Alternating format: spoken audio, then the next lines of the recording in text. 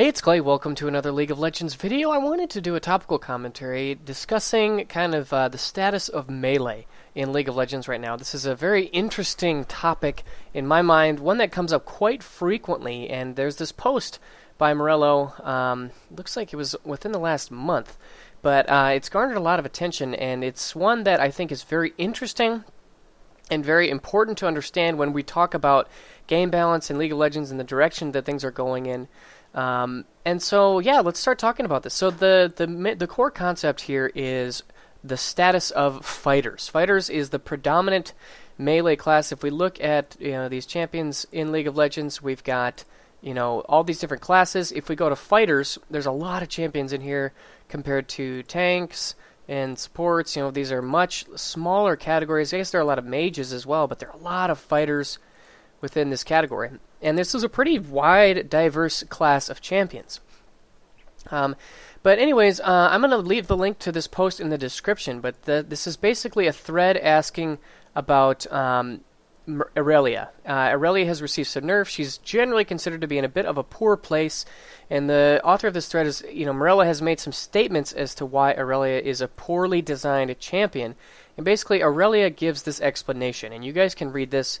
I'm going to summarize it a little bit, but I think that a lot of it is just it's in this statement right here. So he's talking about Xin Zhao. I wasn't actually playing League of Legends when Xin Zhao was released, but so the core idea here is that so they have melee carries and tanks. That was kind of what melee consisted of. You've got Yi and Tryndamere. They're melee carries. They do a ton of damage, but they're not very tanky. On the other hand, you've got tanks like looking at the tank category, you've got like Amumu, Malphite, Cho'Gath, all these champions who are really tanky. They bring a lot of crowd control and disruption, but they don't really, none of these champions ever really kill you with a ton of damage. So you have these two extremes. Yi and Tryndamere, tons of damage. Buying 6 Trinity Forces and being huge freaks. But anyways, so then they kind of wanted to solve this problem, so they released Xin Zhao. And if you look, he's tough as nails, meaning he's somewhat tanky. He's bursty, meaning he's got a lot of damage, and he has chainable CC. So he's got pretty much everything that these two categories have. So tanks, they're tough, they've got chainable CC. Yi and Tryndamere can assassinate and burst people down and have a ton of damage. And that's just in his kit. Or any of these types of champions, these fighters, basically the core idea here is that the nature of their kit gives them a ton of tools and options. Let's look at the most recent example of a fighter who was nerfed, looking at Riven. She has, if you just look at her abilities, she's got chainable CC in her Q and her W. She has toughness with a shield on her Valor. She has a ton of damage with her AD scaling and her ultimate and her passive. She just has all these tools put into her kit, and she also has a lot of mobility as well with her 4 dashes.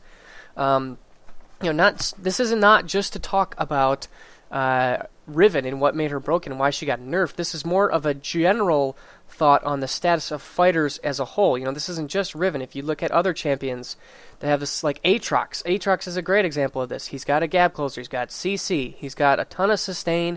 He's got damage with his auto attacks. He's got a ranged slow. He has a guardian angel for free. He just, again, a ton of stats. Another example, Nasus would be a great example. If he can stack his Q, he's somebody who can be extremely tanky. He's got CC with his Wither, and yet he also has, this Q that can turn him into a monster who can two-shot you. Shyvana, another really recent example of somebody who, Shyvana is extremely problematic because her passive gives her free armor magic resist, so she's inherently tanky. She's got a ton of mobility with her W, and then her Twin Bite, this is physical damage, burnout, magic damage. Flame Breath, this is magic damage that is based on a percentage of maximum health. And she's got great mobility. Again, a champion who has a ton of tools in their kit. So we have this class of fighters that have these problems in the fact that they have so much in their kit. If you go down to the end of the sentence, just read this sentence right here. So look, there's no way we can start making interesting characters in these lanes when you get a ton of tool variety, reliability, power, and stats just for playing your character competently. Meanwhile, something that takes nuance and hard work is just bad because the competition for power is just so high. So this is like the real core problem here, that when you have these champions that have, again, tool variety, reliability, power, and free stats just for playing your character competently, it makes it really hard to balance them. So if you look at a champion like Irelia, she has so much in her kit that makes her strong. She has, CC reduction, gap closer, sustain, true damage, crowd control, so many things in her kit that if she was strong, if the numbers in her kit were tuned to a position where they were strong, she would be there's no way you could deal with her. You can't kill her, you can't CC her, you can't, run away from her. She will kill you very quickly. It just puts you in a really tough spot. So I think this is a very interesting discussion, and I would very much like to hear your feedback because, on one hand, we've got this class of assassins, and I think assassins, by and large, are scary, but I also would argue that a lot of them are quite balanced. Let's look at someone like Katarina. Katarina can absolutely terrorize late-game team fights with her resets, but on the other hand, if you bring a lot of crowd control, you can very easily shut her down and prevent her from getting resets because you interrupted her primary damage tool, which is her Death Lotus. On the other hand, if you, look at some of these other assassins, they generally have a lot of good. You can deal with them if you bring a lot of CC or if you're tanky enough to withstand their burst. If you look at tanks, tanks are going to bring a ton of initiation. They're going to be hard to kill. But at the same time, if you have a Malphite on top of you, what is he going to do? If he ults you as an AD carry, the only reason that's scary is because it crowd controls you so that the assassin can come in and blow you up for free. Malphite on his own doesn't kill people. Nautilus on his own doesn't kill people. Sejuani on her own doesn't kill people. But then you have this mixed class of fighters who do both. They're tanky, they have crowd control, they have, a lot of damage, and it makes it hard to balance. So I would very much like to hear your thoughts on this distinction between assassins and tanks, and then you've got fighters in the middle. And I'm very curious to know and to hear and to see, do you guys think that this class as fighters, what direction should Riot take them? Should they, try and kind of clearly identify them, want some that are more tanky, some that are more assassiny? Should they, try to, break up this middle ground area, or do you think that they should try and hone it in and find a way to make it work, even though it presents tremendous balance difficulty problems? If you look at a lot of these champions, at one time or another, they received nerfs because they were just too strong. I think a current example would be Yasuo. Yasuo probably will receive nerfs. He is extremely strong right now because, again, he's got great mobility with his E.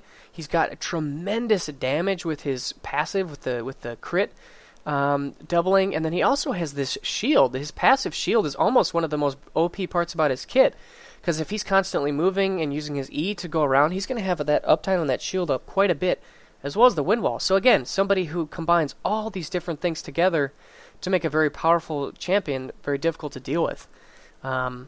So again, do you think they should? So what are they going to do with Yasuo? Are they going to kind of leave him in this place where he has all these tools? Or are they going to really highlight and exemplify the damage nature of his kits? I don't know. I'm very curious to hear your guys' thoughts on this, and would love to know what you think the best thing to do with these champions is. If you want to know my opinion, I think that at some point it is best to have a divide and to have champions that are more clearly on one end of the spectrum or the other. It's okay to have a little bit of a mixture, champions that are a little bit tankier but that also bring some damage. But if you have this perfect mix of tankiness and damage, I think that is a really difficult thing to balance, and I think that makes the game really hard to play. I think it's good to have these characters who are really, really good at certain things, but really bad at other things. Again, if we look at, let's look at this tank category. Sejuani, she is amazing at AoE initiation. That is her thing. She's the best champion in the game, arguably, at AoE lockdown initiation for team fights. But she really struggles in other areas. She's not a very good duelist. She doesn't have very good early clear. Nobody's scared of running into Sejuani alone in the jungle. but so she has these two extremes of her kit. She's really good at one thing, but really bad at other things. Whereas I think the core argument against these fighters is that, look at Riven. There really isn't anything that she lacks. There really isn't anything that she struggles at. She does everything pretty good. And I think that that's bad. I think that it's better to have champions who are more niche and who are really good at one thing. And if you can, find your moment and skillfully, play your champion so that you can highlight what you're really, really good at, I think that's a good thing. And it brings more counterplay. Again, if you're playing against Sejuani, you have options. You can split push. You can try and make sure that you never group together as a team so she can never get more than one or two people in her ultimate. You have options. You have counterplay. You have ways to outplay Sejuani. Whereas, how exactly are you going to outplay, the pre-nerf Riven? You're not going to be able to get away from her. You can't really lock her down. She has so much in her kit that it just makes her hard to deal with. So anyways, let me know your thoughts down below. Let me know if you agree or if you disagree. I'm more imposing this as, not necessarily this is my opinion, this is how it should be. I just would really like to raise a discussion about the role of fighters and the direction they should take in the future. So anyways, hope you guys enjoyed this video. Let me know your thoughts down below in the comment section, and I'll see you again soon. Bye.